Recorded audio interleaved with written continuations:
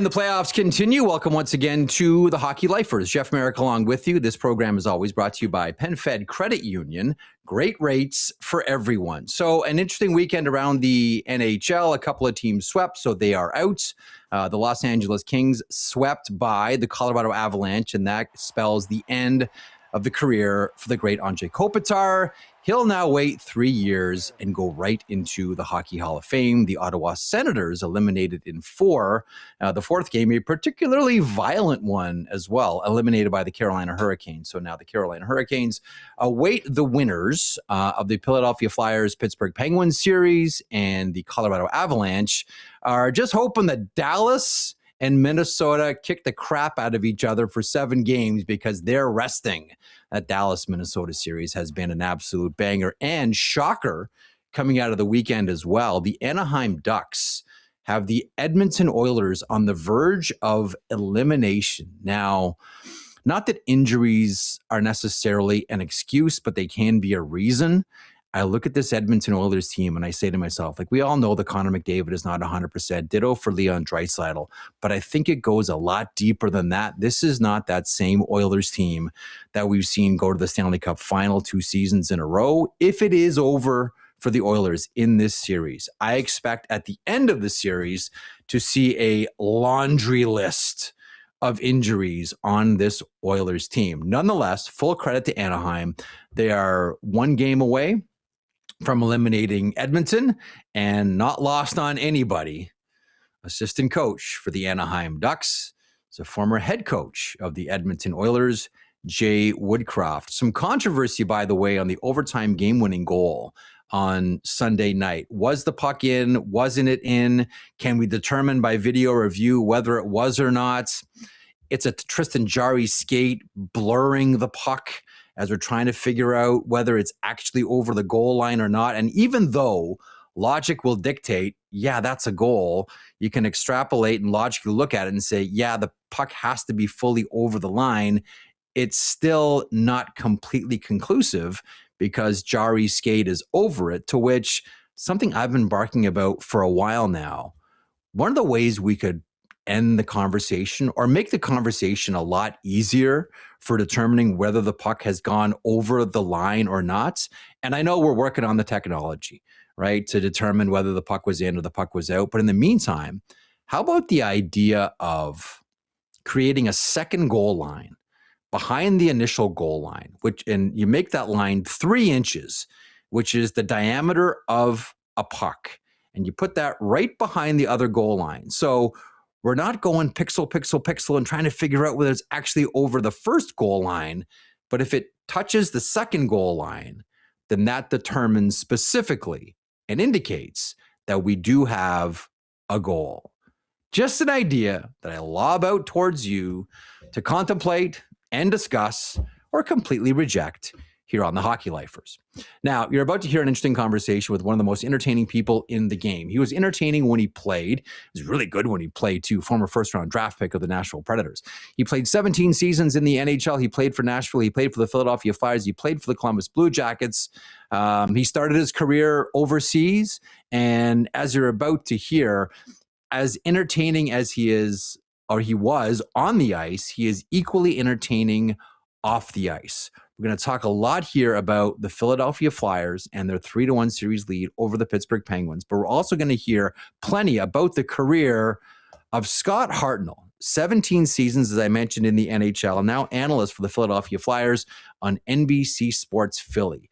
Some of the stuff we'll talk about as it relates to his career. I mentioned opening his career with NHL games in Japan, Nashville versus the Pittsburgh Penguins. Also, some of the rivalry stories between the Philadelphia Flyers and the Pittsburgh Penguins. Some rivalry stories between those Philadelphia Flyers and the Washington Capitals, including the brawl between the two teams. That was a blowout game, but also included a little bit of ultra-violence between Ray Emery and Braden Holtby. Some junior hockey stories as well. His thoughts on Kevin McClelland, maybe the best chirper of all time, and if that had any influence on the Philadelphia Flyers and their series in the Stanley Cup Final against the Chicago Blackhawks in 2010. In the meantime, let's turn the recreation and attention over now to Scott Hartnell, Philadelphia Flyers analyst. Scotty, first of all, thanks so much for doing this. And it's a really interesting time right now for the Philadelphia Flyers. And I want to get into a whole lot of learn everything we can about Porter Martone. And I do want to go back through your career as well, because it was really storied. And I got to tell you, before we really get rolling here, one of the things that I always admired about you, and you were one of my favorite players, and I don't think I'm in the minority there, you always seem to play with the idea that in the back of your mind, you were thinking, people are paying to watch me play here. I better do something. Like, you always seem like really respect. There was no like empty calorie games. Like, even if your team lost, whatever, like you did something. Did you always feel that way? Like, hey, people are watching me play. People are paying to watch me play. I'm gonna give them 100% effort. That's what it always seemed like. Yeah. Yeah, that was, the rule when I grew up was, whatever you're going to do 100% effort in that. Be the hardest working player on the ice. Every time you step on the ice, on the ball field, doing your homework, that was kind of the priority for us, is don't do anything half-assed, right? I always, after a few years probably in the NHL, I was like, I just want to hear my name on the PA announcer. So if I didn't get a goal, I wanted to get a penalty, 2 minutes for roughing or 2 minutes for doing something stupid, Scott. So that was kind of, and then we're entertainers at the end of the day, right? People are paying some big money to watch us and battle and fight for your city. And you always wanted to leave it all out there. That was one thing that I, kind of prided myself on. I loved it. Like, you're in for a penny, you're in for a pound. Okay, we're going to get to some of your memories from your career and some hot point moments from it. But before we get there, the Philadelphia Flyers, I know the Buffalo Sabres have been the story of the NHL, like from squalor to, pushing the Boston Bruins to the brink right now in the first round. But the Philadelphia Flyers in the second half are right there. Like, before we get down to the minutia of the Flyers, how did they get here? Like, what happened? Was there a moment? Was there a game? Was it just like Dan Vladar held them in so many games that they just got their way in? Like, what was it for you, Scott? Yeah, Dan Vladar's been their star, ever since game one of the season. He beat out Sam Ersson for the #1 job, and really has had maybe a handful of games where he didn't look sharp in the net, especially since that Olympic break. He's been an absolute stud for the Flyers in net. So that's probably the first and foremost in part. And they went on a California road trip mid-March once they got back from the Olympic break, and they were kind of, I don't know, I think 11 points behind. And something happened on that trip. They went on a day early. I'm not sure if there was a team dinner or something, but somebody said something or somebody did something, and they just kind of rallied around that trip. They went 3-0 on that trip, 6 points. They came back and they never really let their foot off the gas. And just some comments from that road trip. We have unfinished business to do. Like, we're going to put pressure on the teams above us just so they can hear us clawing at them. And they really never they never faltered from that, right? And they get in on game 81, and the city's really just turned into, the Phillies are absolutely horrible right now. So it's just orange everywhere in the town that I live in, downtown, getting ready for the games. People are super jacked up for this team, and really, because it was supposed to be out of nowhere. So that's the cool part. Yeah, and the one thing that one of your former teammates and now general manager of the Philadelphia Flyers, Danny Briere, has always talked about is creating a team that can sustain this. It's not just one and done. Hey, we're in for a quickie and then we're back to the rebuild. I guess ultimately the question is, before we start to get into some of the players here, how legitimate is this? Like, you've watched and played like hockey your entire life. Real teams, and teams that are just faking the funk and somehow got into the playoffs backwards. How legit are the Philadelphia Flyers in your estimation? There was no backing in for the Flyers on this one. They earned their spot, in the playoffs, right? And they knew it was going to be in that third spot, playing Pittsburgh. The rivalry that they have with the Pens, the Keystone State rivalry, everything, whatever you want to call it, it's real, right? And so we get up for that. Flyers fans get up for that. They do the same thing in Pittsburgh, so it's no different in that respect. But I think the Pens, as the series has turned out right now, they're up 3-1.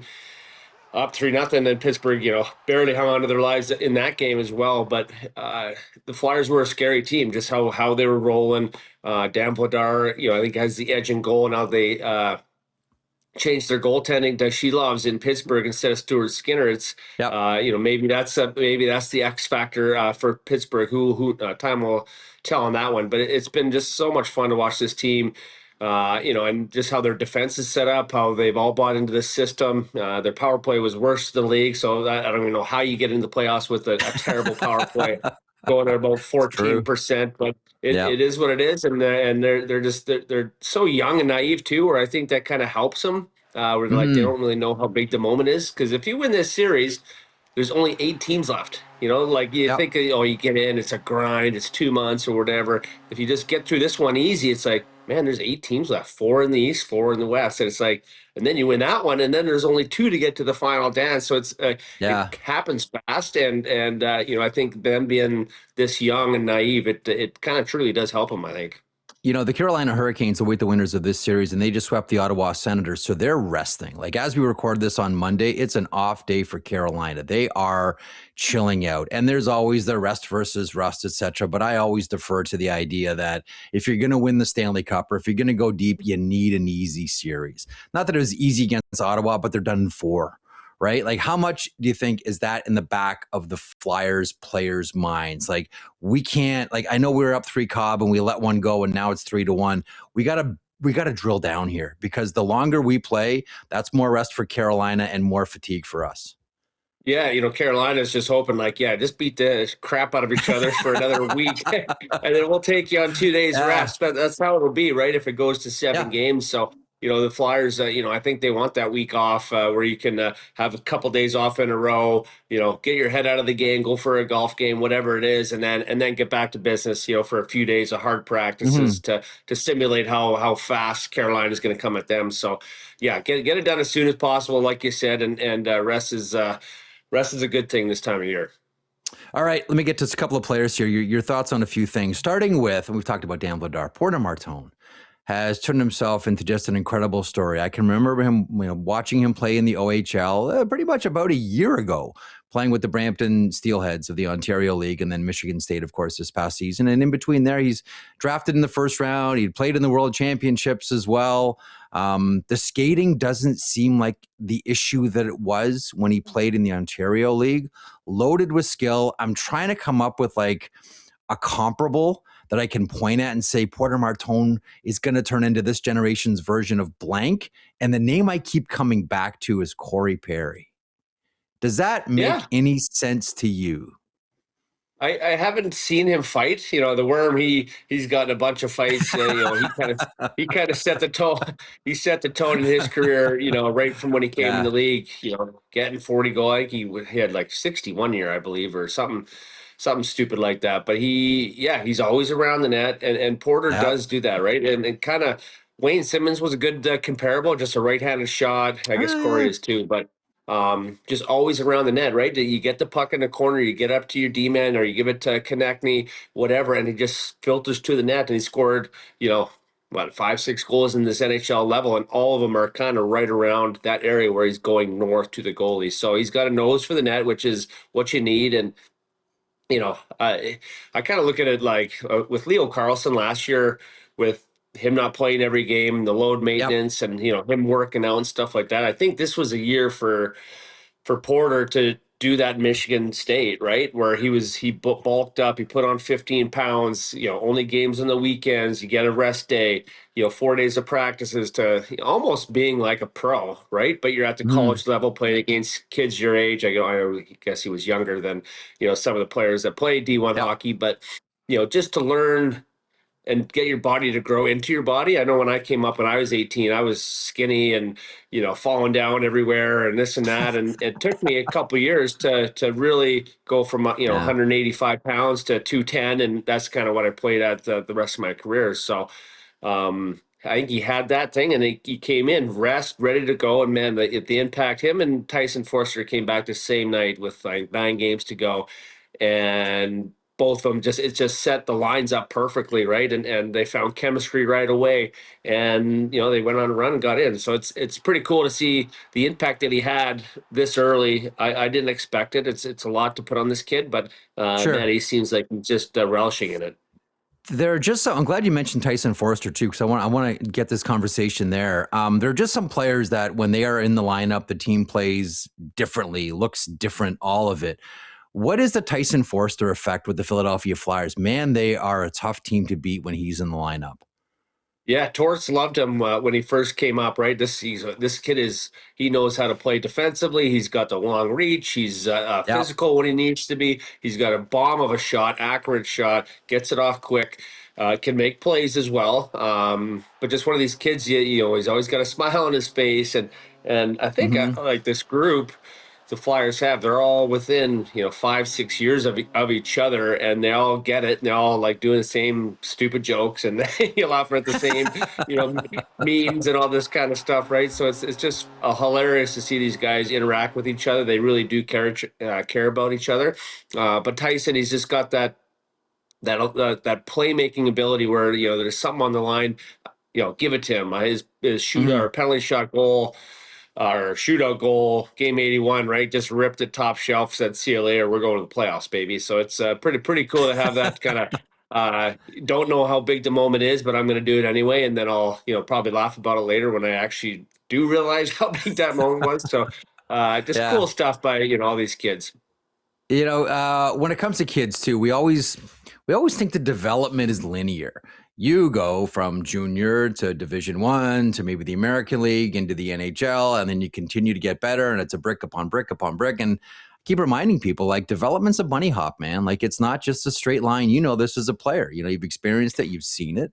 It's 2 steps forward, 3 steps back, 1 step forward, 2 steps back to the end of that conversation. Matvei Michkov, how do you see that situation with Philadelphia? Scratch for game 5, and we've seen, like, at times he's looked just fantastic. Other times driving Tocchet crazy. How do you see the Michkov situation?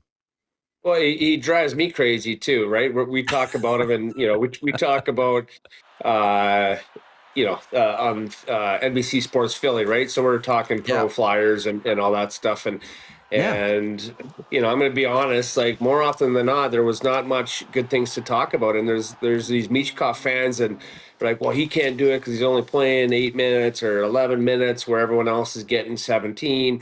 And he couldn't catch up at the beginning of the year. He couldn't skate. He got Yep. injured, I think, in the off season. He had a terrible. I think I don't know how often he worked out. I think it is like he was part of the Russian regime where they were doing 2 workouts a day and skating twice Yep. his whole Yep. life, right? And now he's over in the NHL.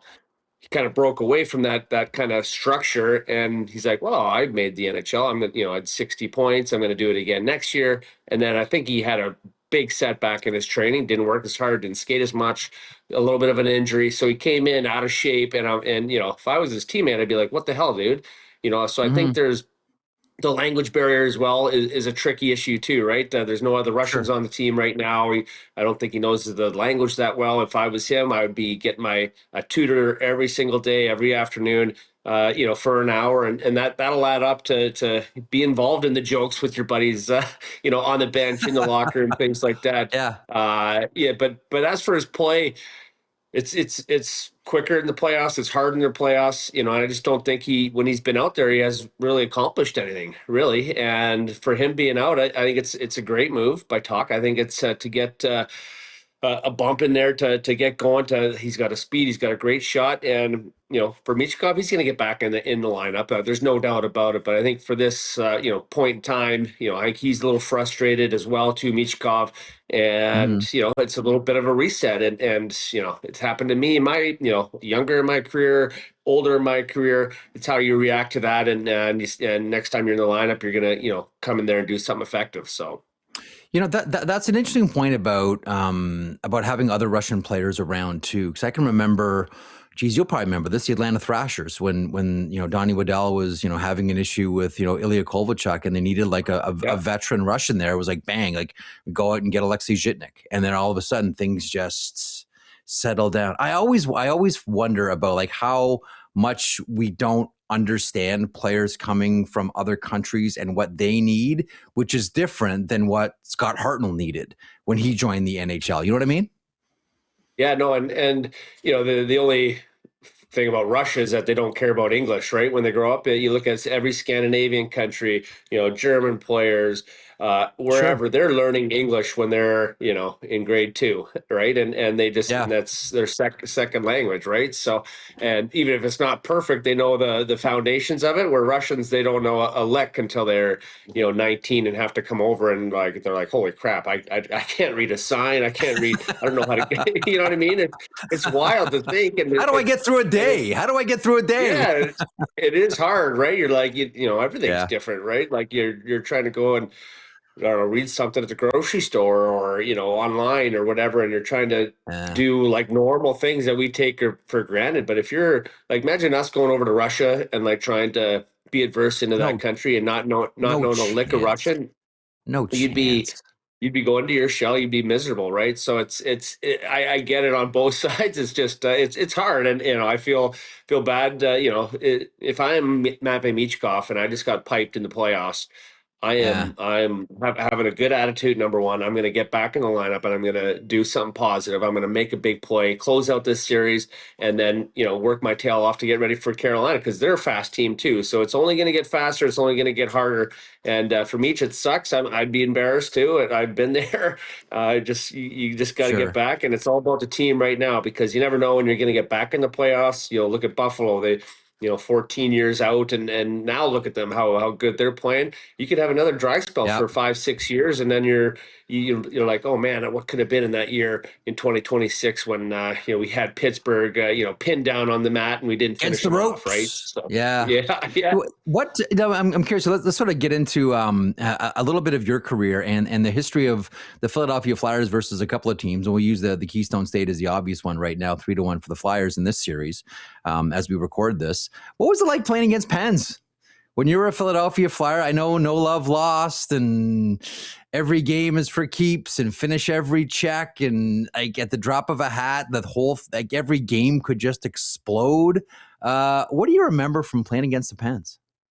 It was crazy, right? Like you learn, coming from Nashville expansion team, no real rivalry. You come here Yep. for my first exhibition game was against the New York Rangers, and there I look back in the stands and there's the Ranger fan and a Flyers fan just going toe to toe in the stands. I'm like, is this for real? Like, yeah, we did. And then it was Mike Knuble goes, hey, we don't like this team, and the Pens is probably right there as 1B rival. So I was like, holy crap.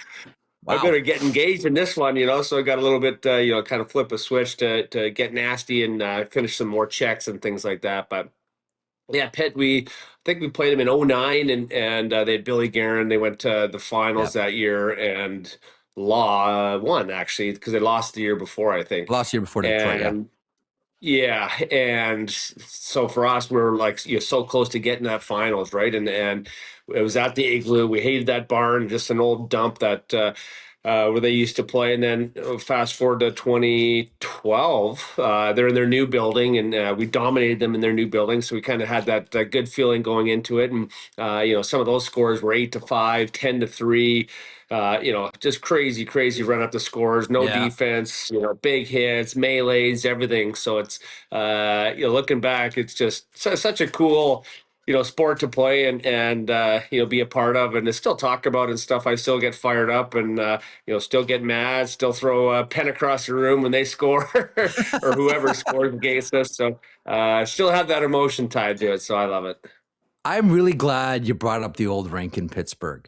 So the thing that I was always told is if you're going to win the Stanley Cup on the road, don't win it in Pittsburgh in that era, because that visitors room was tiny. It was awful. All the players hated it. It was like you go into like other teams accommodate more. Now this is an older rink, obviously, but is it true that was the worst visitors room of any rink in the NHL? Like just so cramped, small. Remember the Red Wings? They won the cup. They couldn't get back to Detroit fast enough. It's just like, get on the bird, boys. We got to go back. We're going back right away. I was going to say Joe Louis.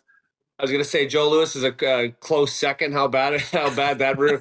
And Joe Louis, well, both of them actually. You'd have a shower and they'd have like the big steel pole in the middle, and then like 6 jets coming out of it. So everyone have a shower in a circle.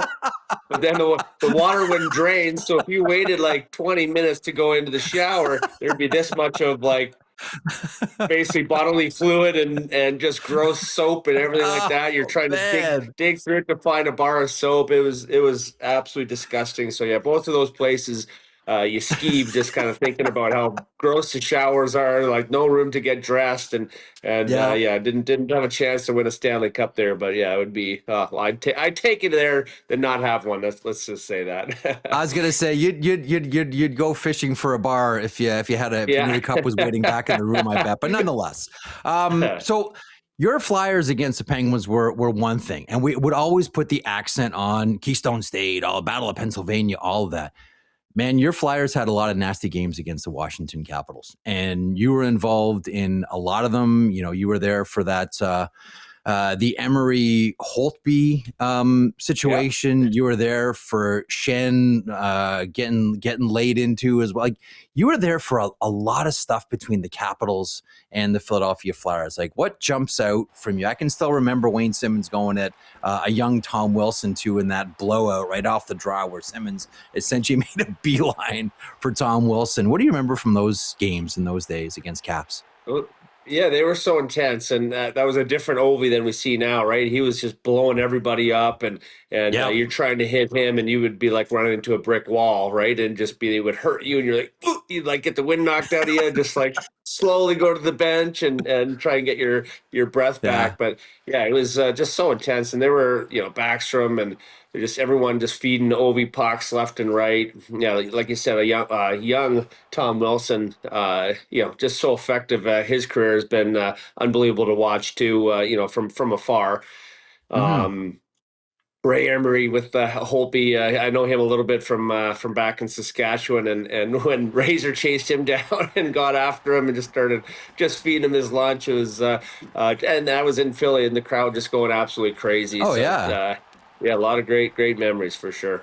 What was there? I was always told that there was like some kind of backstory on that one, that didn't happen sort of in a vacuum. Did you know anything about, now Ray's no longer with us, but did you know if there's any backstory between Emery and Holtby? Because that one seemed to, like, listen, I know, like, I remember, like I said, I've watched the Josh Gratton fights in the American League. Like Ray would fight like tough player, like forwards and Yeah. win regularly, right? That was Ray Emery. But did you know if there was anything between Holtby and Emery that led? I know it was a blowout game, and let's get the frustration out. But I was told that there was something there, but I don't know what that I thing don't is. remember. I don't remember. Just Razor was he was such a good teammate, such a good Oh, good great guy to be guy, around. Yeah, loved him, awesome and guy. he would go looking for it, right? And then he's like, "Here's Oh my yeah, chance." Probably thinking back like, "Oh, Ron Hextall did it. Why can't I do it?" And then, obviously for Holtby, it didn't work out too good for him. But missed that guy, and yeah, what could have been with his life? So it's sad. wonderful, wonderful guy, and like, you're right, like intense and was not shy. Like he didn't. Ray didn't care if you defended him. He'd take care of himself.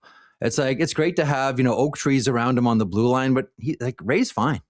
Ray was always like, Yeah, "Don't yeah. worry, Ray's going to be fine. Ray's going to be fine." And just a cool cat too. Just was always his style. He always carried around a Louis Vuitton, like not a purse, but like a wallet kind of. Yeah, And yeah, yeah. I don't know. We're like, "What are you doing with that? You're gonna lose that." And he's, "I've never lost one. Never lost one." So he's yeah, it's a cool cat.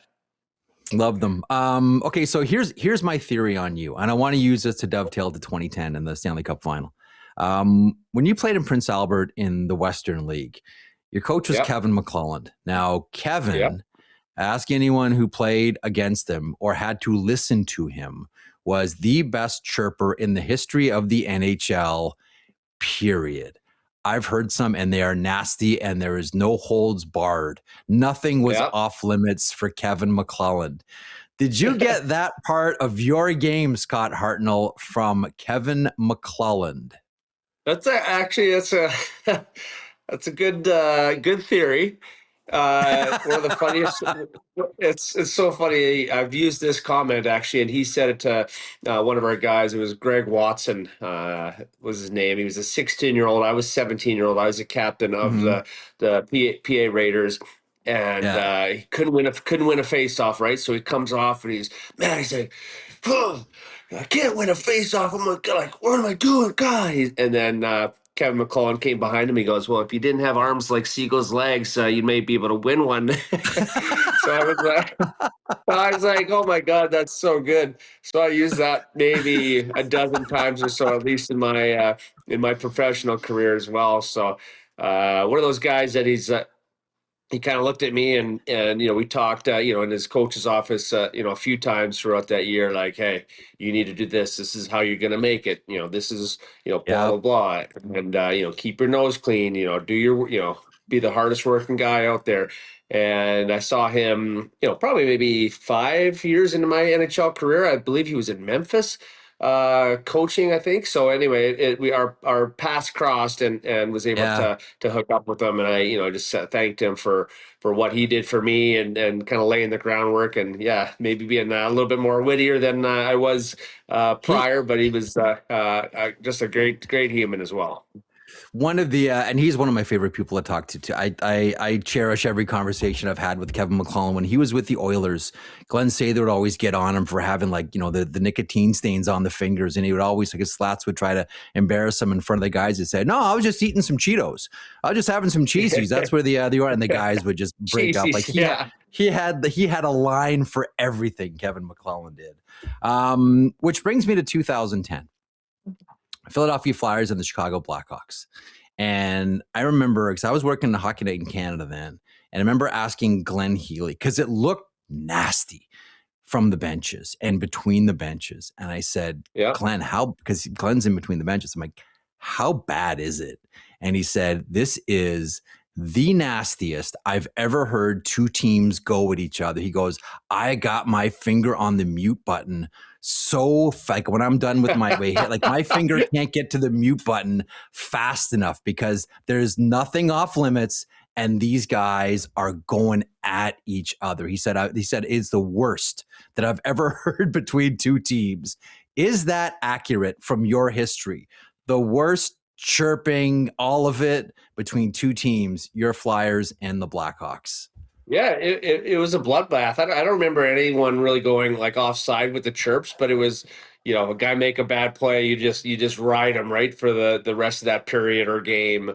Some big hits, and hey, go take a timeout in the timeout room.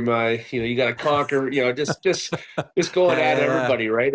And they obviously had some great young players. We had a stacked team as well too. So I wish you could go back and replay a couple of those games or a couple of plays, but it is what it is. That game 6 overtime goal, one of the weirdest feelings in the world, right? I just got off a shift. My head was down, trying to get some water and catch my breath. And next thing Kaner's throwing his stuff off and going to meet his goalie. So it was kind of crazy how it all ended. The ride there was spectacular. The comeback in round 2 against Boston, being down 3-0, and then 3-0 in game 7, whipping up on Montreal. We're like, "Oh my God, this is a tap in win right to the even before the series. Like, we're going to kill these guys, the Canadians, right?" And we won in 5, and you're getting all hyped up for game or Stanley Cup Finals, and just obviously very disappointing at the end. But that whole ride was, probably my best hockey that I played. My family was around. I just got finished my divorce to my ex-wife. So it was like all these things were like, I was a happy man. And just didn't obviously win. So that was the down part about it. You were awesome. I think was it you and Briere and Ville Lino? Was that the line? Yeah. Because you guys were fantastic. And I'll tell you what, one more thing on 2010 that I really enjoyed, and I've asked Pronger about this, and he's shown me the evidence. Pronger stealing game pucks. Yeah. Pronger stealing Chicago Blackhawks game pucks after their wins. Like, no, you're not getting. I'm like, who's going to say anything to Prong? Like, who's going to try to get the puck off Prong? Like, how aware were you guys in the room? Like, did Chris come back? Like, they may have won the game, but we got the puck. Not like that. He wasn't plotting. He was very subtle about it, then all the media started asking about it, and where's the pucks? more of a sideshow about it. But just the little things like that to get in people's heads, right? You want that game puck, then when the buzzer goes, you win it, and just little gamesmanship that Prongs used to do. Yep. And every time I see Prongs, I see him once or twice a year when he pops into Philly, and just to talk about what he's doing now, like his leadership stuff that he's Oh, doing, his yeah. book that just Yep. came out. So just a good human being, and always we always have a bunch of good laughs about our few years together. Pronger, and he is doing well. He's one of those guys that, like, whatever he wants to do when he puts his mind to it, like Chris Pronger is going to do it. A couple more things from your career I want to draw out. Playing your first NHL game in Japan, pair of games, Nashville versus the Pittsburgh Penguins. I remember being so hyped for those because I always thought that Vitaly Yachmanev was going to be a superstar in the NHL because I watched him play in North Bay. The shot the lights, I'm like, oh, Yachmanev's going to catch on finally. Your thoughts on your first NHL game being played in Japan? Yeah, it was wild, right? You go. Well, the first funny thing was that about that trip is we flew from Nashville to Detroit, then we got a big plane to go from Detroit to Hong Kong, and I fell asleep on the first flight of it, and I just took my shoes off and put them like right under there. Wake up, I got no shoes. Like we're allowed to wear runners and a sweatsuit that we had. I'm like. So I'm walking around the airport in Detroit with no shoes on like an idiot. And finally someone out after probably an hour and a half or 2 hours gave him to me. They're like, hey, never fall asleep on an airplane again, kid. And I said, oh, okay, lesson learned. And I did fall asleep on the next one because it was about, I don't know, 15 hours to get over there. The first game, right? You're like, you want your parents to be there. My parents weren't flying to China for this game, or Japan. Sorry, Japan. And so we're looking around, and it's just all Japanese people in the stands. It's like, oh my god, I couldn't not get over it. Go out there for my first shift. They had last change. They put out, it was me, Greg Clausen, and Ville Peltonen. And they threw out Yager, Mario Lemieux, and Jan Hrdina. And I look back at the bench, look back at Trotzy, and he's like, going like this. And I'm like, And I look at Greg Clausen, he's the centerman. He goes, okay, around the world. I'm going to win the puck back here. You're going to come around here, take it to the corner, fire to the net. I'm going back door. And I'm like, I think he means change. And so me and Ville Peltonen, he was a veteran. He got to stay out for the shift, but him and I, so as soon as the puck dropped, I don't think he put his stick into the circle against Mario, lost the face-off, clean to the corner. Both him and I just pin it, like probably a 4-second shift all the way back to the bench, and that was my first NHL shift. So it was a very fun trip in that respect, for some good memories. You're a long way from Regina, Scott Hartnell here, and Japan, tell me about it. And Mario Lemieux and Jaromir Jagr. The other one that I want to get your thoughts on too, because it was one of the great highlights from your career. The Ryan Malone breakaway. You're playing against Tampa, and you're just like, I'm nowhere close. I'm chucking the glove. Walk us through, what went through your mind at that moment? I knew Bugsy too. He skated in Minnesota at the Minnesota hockey camps, which there was a bunch of us for probably 10, 12 years.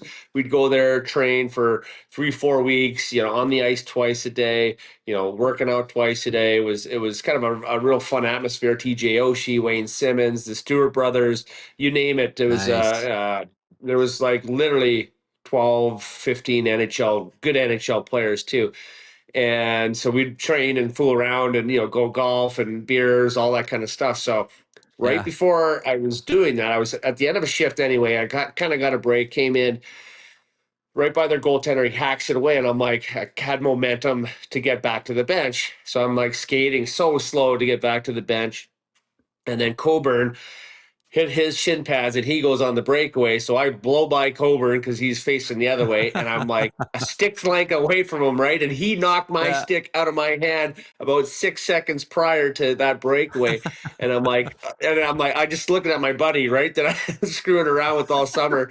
And it was like just the last ditch effort. I didn't know actually it was going to be a penalty shot, right? Penalty shot. I know you can't. Yep. Yeah. So he goes and misses the breakaway, misses the penalty shot, goes into overtime. Actually, like the next shift, he takes a penalty. He's in the penalty box. We score.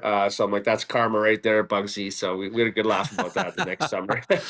I love it. Listen, you've given us great highlights over your career, and I think on behalf of everyone that watched you, like you were just so entertaining. Like I remember watching that one, Scott, and I was like, "This is the funniest thing I've ever seen." Like Scott knows that Scott knows that you can't do that. Like this is a penalty. And he's just like, F it. I'm just going to do it. I'm just going to chuck my glove at this guy. It was one of the funniest things ever.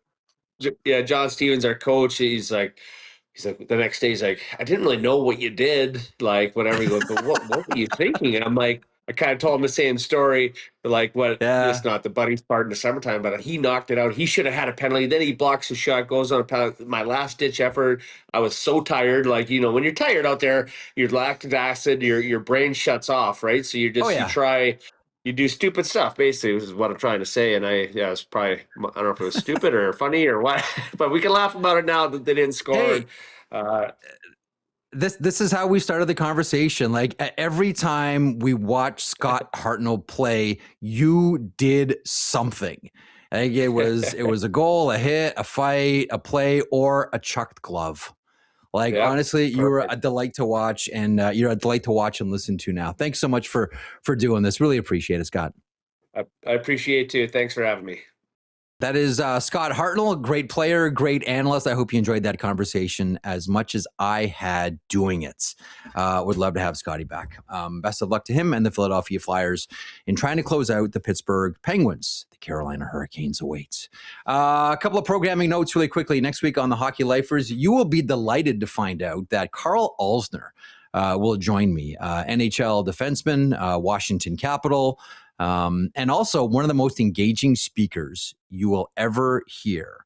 I always loved talking to Karl when he was a player. He was always like, every now and then you say like, okay, how entertaining is a player going to be? How much are you going to learn from like a walk-off interview to anything remotely resembling long form? And generally, no disrespect, hockey players, a lot of the interviews are kind of what you expect from guys in the game, but not so from Karl Alzner. He was thoughtful when he played, and he's even more thoughtful now that he has historical context and perspective on his career and what's happening in the NHL now. So very much looking forward to talking to Karl, who, by the way, as we have this conversation right now on the podcast, is in Scotland. That's right. What's he doing in Scotland? Well, yeah, he is golfing, of course, but he is also part of the Scotland Ice Hockey Cup, the coming together of various members of the NHL alumni to grow the game. So plenty of stories from Karl coming up next week on the program about his career, the Stanley Cup playoffs, thoughts on the Caps, and the Scotland Ice Hockey Cup. Stay tuned for that. Tales from Scotland from Karl Alzner. Thanks as always to PenFed Credit Union for helping us keep the lights on here. Thanks to you for watching. Thanks to you for listening. On behalf of all of us here at the Hockey Lifers, Jeff Marek signing off. We'll talk to you in 7 days.